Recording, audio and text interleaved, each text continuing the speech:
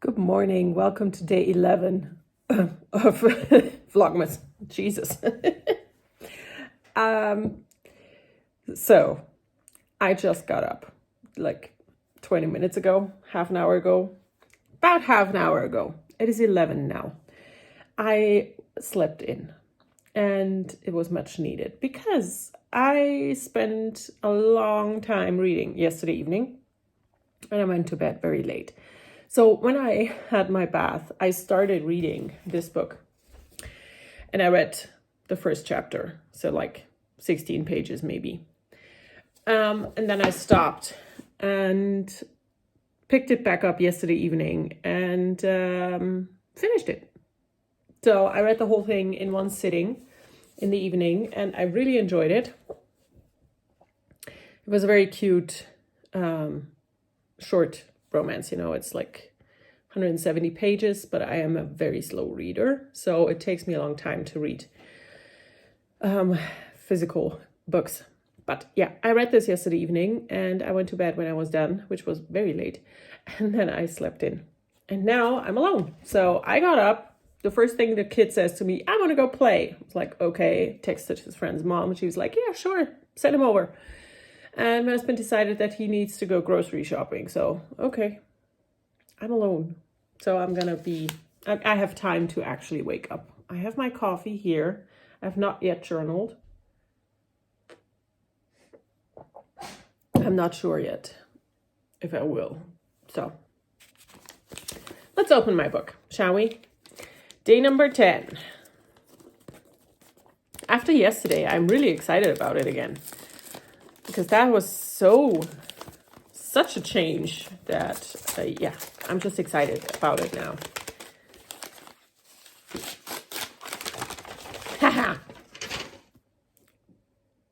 I would say that's another historical romance. Annette Lamb, Border Lord. Pocketbook's historical romance. So, this is exciting. I have never heard of this author or this book. Let's find out from when it is.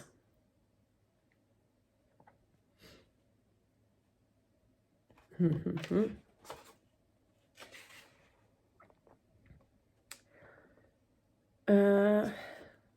the year?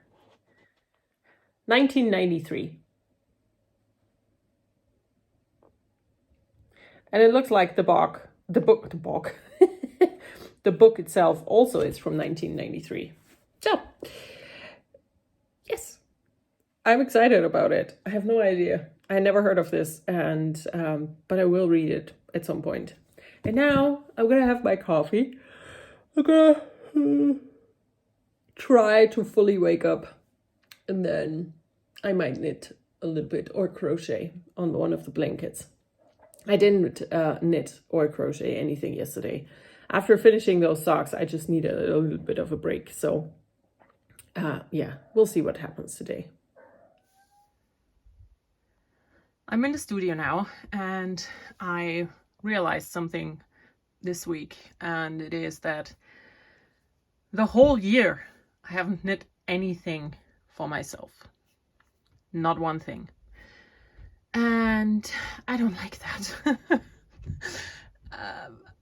I haven't knit a single sweater, not for me, not for my kid, not for my husband, for no one, no sweaters whatsoever.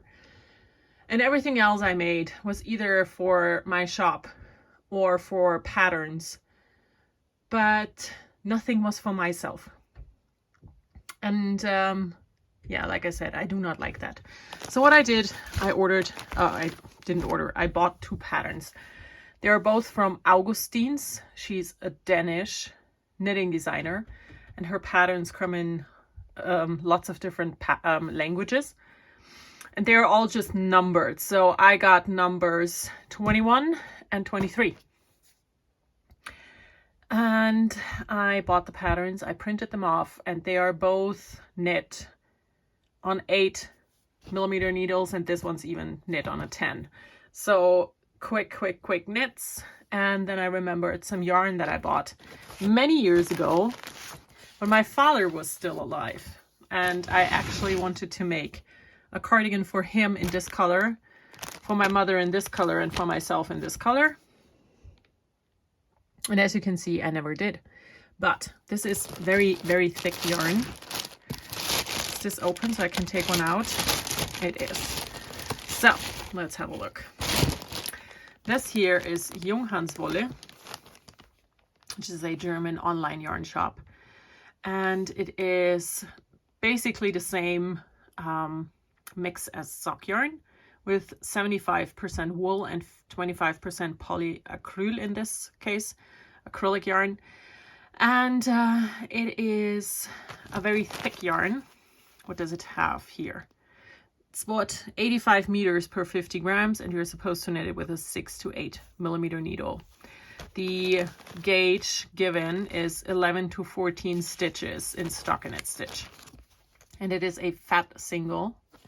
So I kind of want to make the skirt where you need a 6 and an 8 millimeter needle, either out of this bluey green or out of this ochre color.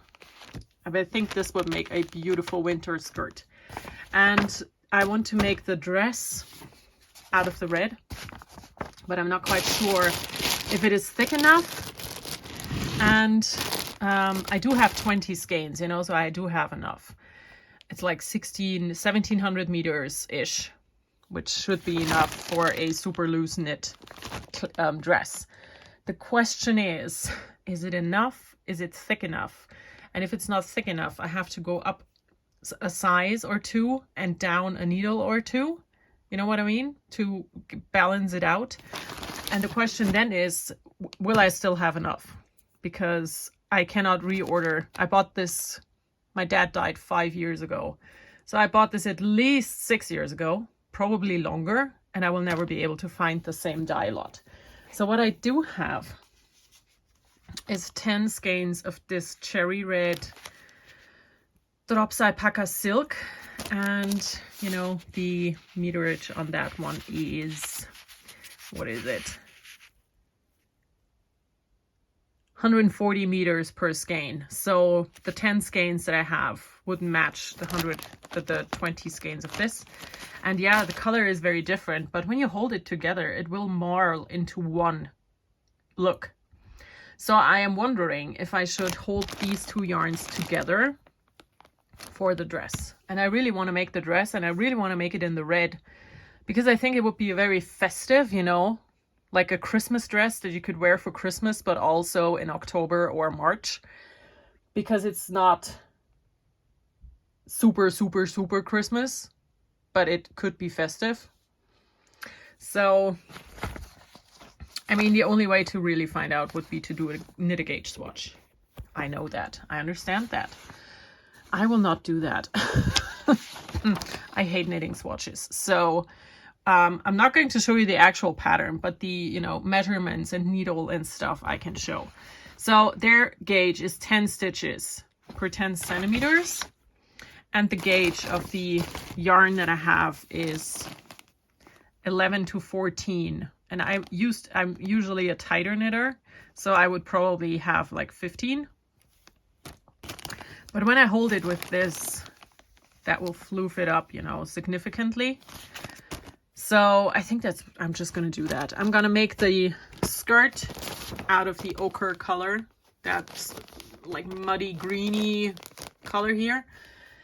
And the dress out of the red held together with that alpaca silk. What do you think?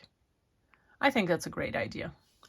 And I will find out if it actually is or not once I get started.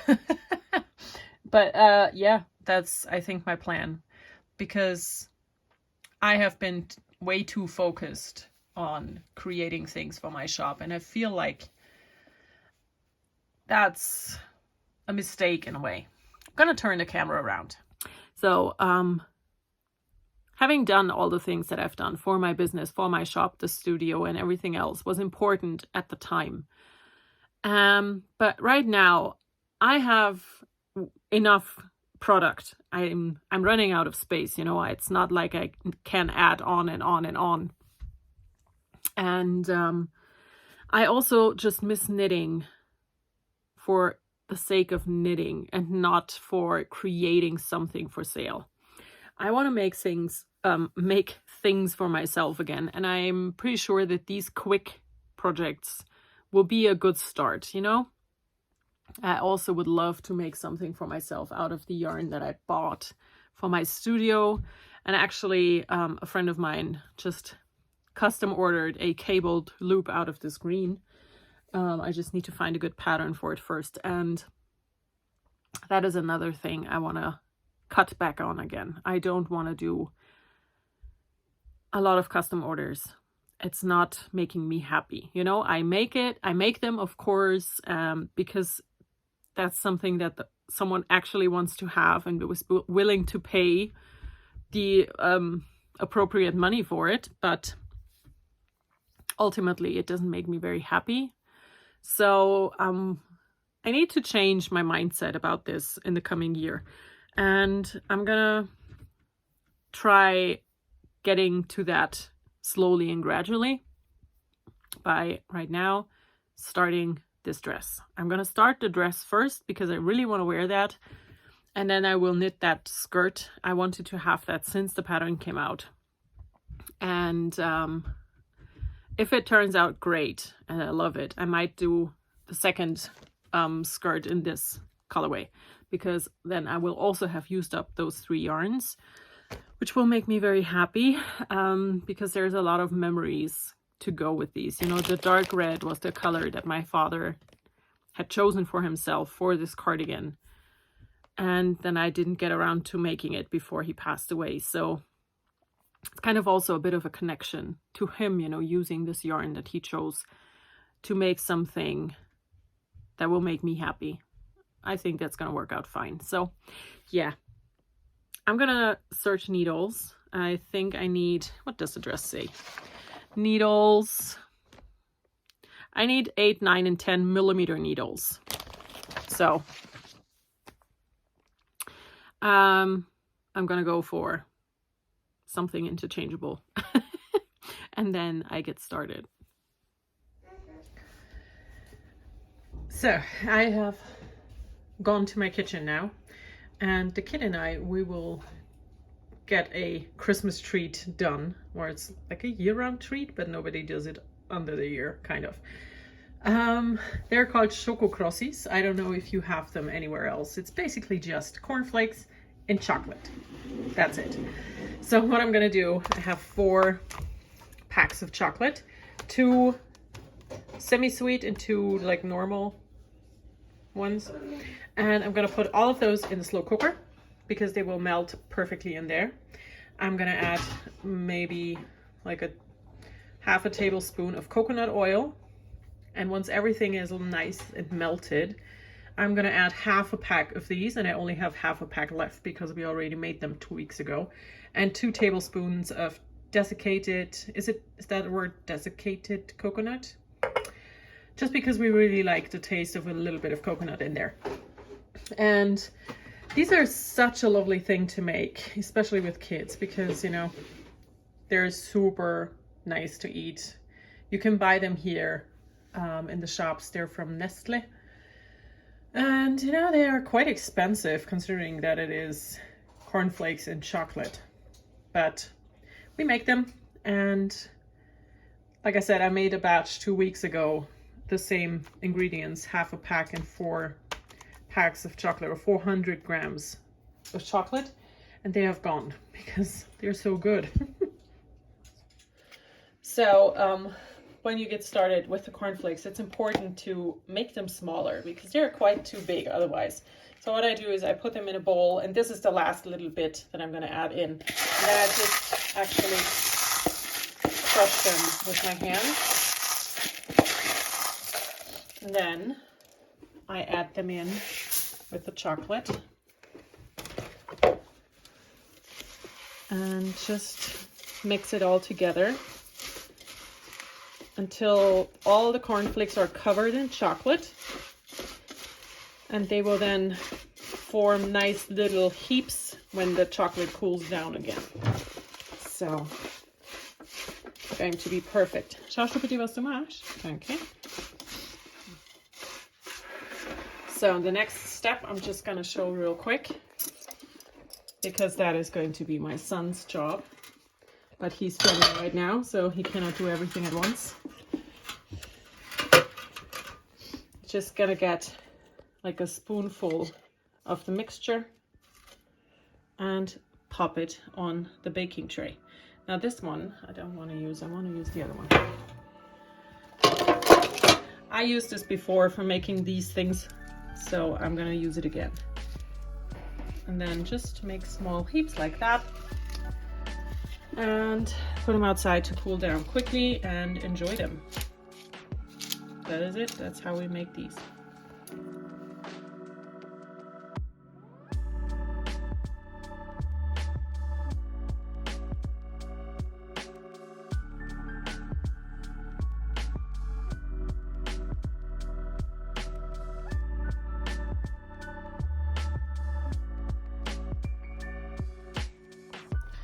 So this here is being tested right now by the kid, but here they are, they're done, and that's what they look like. They're super tasty, easy to make, and great fun for kids.